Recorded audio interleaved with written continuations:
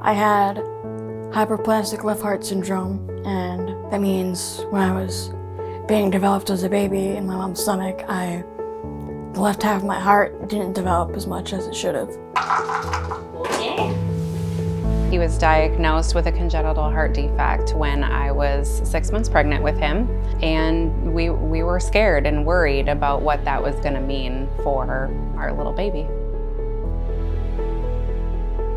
Growing up with a heart condition was a little tough in school because I couldn't really participate in gym as much or do as much during recess or anything, and it sort of held me back a little bit in the social and physical aspect. I remember I was first struck by how sickly he appeared. He was quite thin, quite frail, pale. He was smaller than his chronological age, and that's a common thing when heart failure has been in play for quite some time. They don't grow very well. And as soon as we received the call from Dr. Edens at Children's that the transplant center was approved and they had asked us if we were interested in transferring, there was no question in my mind, and we made the decision right then and there to be the first person on the list with Children's, and I couldn't be happier for our decision.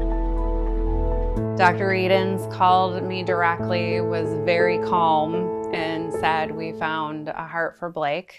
Going into surgery was very scary, and like they're taking an organ out of you. It's not just fixing something.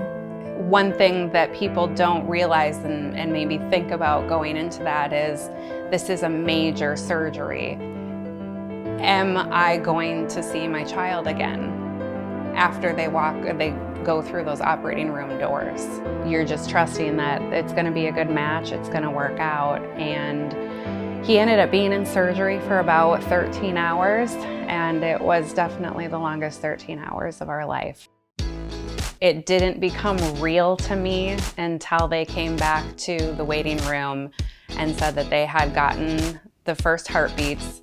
They printed off the first little heartbeats with the new heart in, and that is when I broke down in tears of joy and was able to really celebrate the moment. I think what is unique about pediatric heart transplants is that you don't just consider our pediatric patients as small adults, but they're actually children.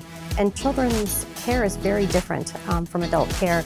And that's why we really want to focus on just children so that we can provide the best care possible to those patients.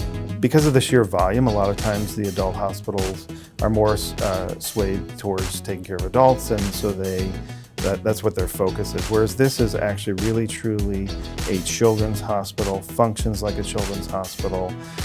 Everything is dedicated to the care of children. I think that's a really important thing. We did move away from out of Minnesota for a number of years, and when it became apparent that Blake was going to need a heart transplant, it was extremely important to me to be where we felt comfortable, where we already had built trust with a team of doctors, and to be part of a program that we knew were going to be supportive of us. So we made the decision as a family to move back to Minnesota specifically to receive care at Children's Minnesota. We provide care to everyone. We are inclusive.